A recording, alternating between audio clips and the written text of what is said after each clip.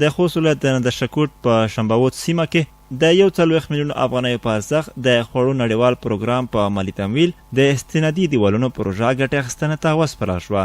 د یادې پروژې د پلي کېدو چارې افغان پرمختیایي مؤسسې ته سپارل شوي وې. موږ په دې پروژه کې 2044 ګټه اخیستونکي یا بینیفیشري درلوده چې د هغه جملې نه 514 کسان په نادرشاکوټ ولسوالۍ کې وو.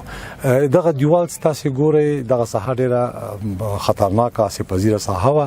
850 متره اوږدوالی لري.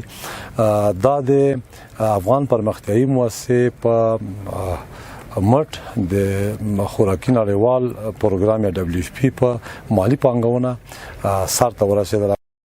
ذکر شوی استنادي دیوال 850 متره اوږدوالی لري چې په ترڅ کې د یادې ولسوالۍ اوسیدونکو ته د کار په مقابل کې میاشتنۍ 8000 افغانۍ اجره ورکول کېده. په یاده پروژه کې 519 تنه کارګر مصروف وو. مونږ ته د ADA د افغان پرمختیایي مؤسسې او د WFP خوراکي توکو نړیوال سازمان دغه پروژه په مالي ملاتړ مونږ ته زمینه مساعده شوې وه.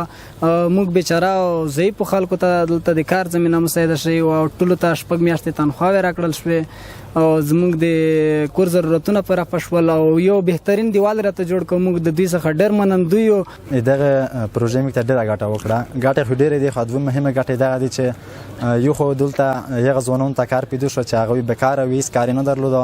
په دغه پروژه کې ورته د کار زمینه برابره شوه او د دغه پروژې د معاش له طریقې خپل کورنۍ ته مثال حلاله روزي پیدا کړه. دغه مثال د دولت له برکت سلګونه جربه هغه مزکه چې هغه د سیلاب له زیان سره مخامخ هغه وژغورل شو.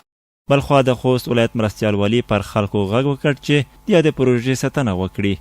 دا د شنباوت قوم څه د څوک چې مربوط دي دیوال دي ټول باید د سي چې محافظین دي دیوال وي.